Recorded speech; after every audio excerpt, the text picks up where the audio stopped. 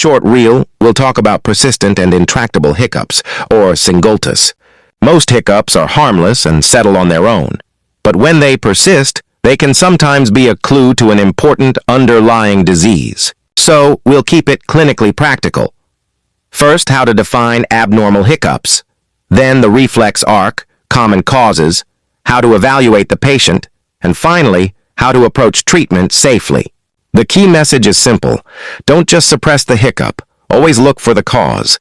Let's first define when hiccups become abnormal. Acute hiccups last less than 48 hours. These are usually benign and often related to gastric distension, overeating, carbonated drinks, or alcohol. Persistent hiccups last more than 48 hours, and intractable hiccups last more than 1 month. This distinction is important because once hiccups cross 48 hours, we should stop thinking of them as just a nuisance. At that point, they deserve a proper clinical evaluation. A good clinical pearl is, persistent hiccups are not a diagnosis. They are a symptom. The job is to find what is irritating the hiccup reflex pathway. Now, to understand the causes, let's quickly look at the hiccup reflex arc. The afferent limb brings the signal in. This mainly involves the vagus nerve, the phrenic nerve, and sympathetic fibers. The central processing area is mainly in the brainstem, especially around the medulla. Then the efferent limb carries the response out, mainly through the phrenic nerve to the diaphragm, with possible involvement of intercostal muscles. So clinically, this means irritation anywhere along this pathway can produce hiccups. That is why the cause may be in the stomach, chest, brainstem, mediastinum, diaphragm, abdomen, or even due to metabolic disturbance or medications. This is the reason persistent hiccups need a broad but focused clinical approach. Now let's move to the causes. For exams and real clinical practice, think in categories. First, gastrointestinal and upper abdominal causes. Reflux disease and gastric distension are very common associations. A patient with reflux, vomiting, bloating, or dyspepsia may have hiccups because the stomach or esophagus is irritating the reflex arc. Second, central nervous system causes. Brainstem stroke, tumors, meningitis, or other intracranial pathology can present with persistent hiccups, especially if there are neurological symptoms. Third, thoracic causes. Pneumonia, pleural disease, mediastinal lesions, pericardial disease, or diaphragmatic irritation can all trigger hiccups. Fourth, metabolic causes, especially uremia and electrolyte disturbances such as hyponatremia or hypocalcemia.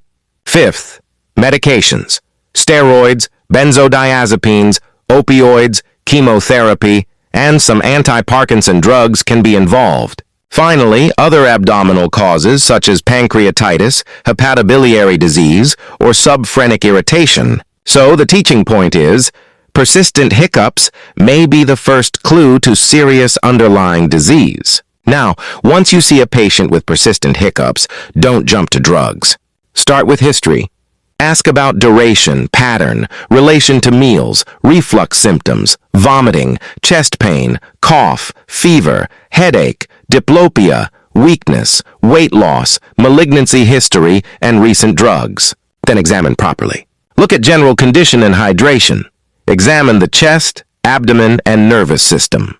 A quick neurological screen is important, especially if symptoms are persistent or unexplained. Basic tests should be guided by the clinical picture, but commonly include electrolytes, urea and creatinine, glucose, calcium, liver tests if indicated, chest X-ray, and ECG. Further testing depends on the clues. For example, brain imaging, if there are neurological signs, CT chest or abdomen if thoracic or abdominal disease is suspected, and upper GI endoscopy if reflux or upper GI pathology is prominent. The key line here is, treat the cause, not the hiccup alone. Now let's talk about the first treatment steps. The most important treatment is cause-directed treatment. If the patient has reflux disease or gastric distension, start with lifestyle measures and a PPI, and consider a prokinetic where appropriate. If there is a metabolic disturbance, correct the abnormality. If it is drug-induced, stop or change the trigger if possible. If the cause is thoracic, central nervous system, or abdominal disease, then treatment must be targeted to that condition. Simple bedside maneuvers may be tried, especially early on. Breath holding, Valsalva maneuver, sipping cold water, and swallowing granulated sugar are commonly used. But these are supportive maneuvers. They should not delay proper evaluation when hiccups are persistent. And one important safety point: avoid unsafe maneuvers such as pressing on the eyeballs. That is not something we should recommend to patients or students. Now let's come to pharmacotherapy. Drug treatment is used when hiccups are persistent, distressing, or when the underlying cause cannot be corrected quickly. Commonly preferred options include baclofen and gabapentin. Baclofen is often started at 5 to 10 milligrams orally 3 times daily. It can be helpful, but be careful in renal impairment because toxicity and encephalopathy can occur. Gabapentin can be started at a low dose, commonly 100 to 300 milligrams 3 times daily, then titrated according to response and renal function. It may be especially useful when a neurological mechanism is suspected. If reflux, gastric distension, or gastroparesis is suspected, metoclopramide is a reasonable option, usually as a short course. Remember its extrapyramidal and tardive dyskinesia risks, especially with longer use. Chlorpromazine is the classically FDA-approved drug for intractable hiccups, but in practice it is often reserved because of sedation, hypotension, anticholinergic effects, extrapyramidal symptoms, and QT risk. So, the safe prescribing approach is start low, review response, monitor adverse effects, and always check renal function when using baclofen or gabapentin. So, let's finish with the take-home messages. Number 1. Define the duration. Acute, persistent, and intractable hiccups are not the same clinically. Number 2.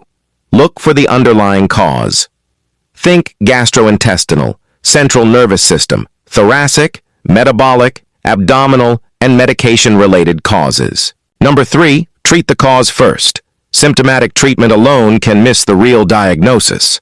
Number 4. Use drug therapy safely.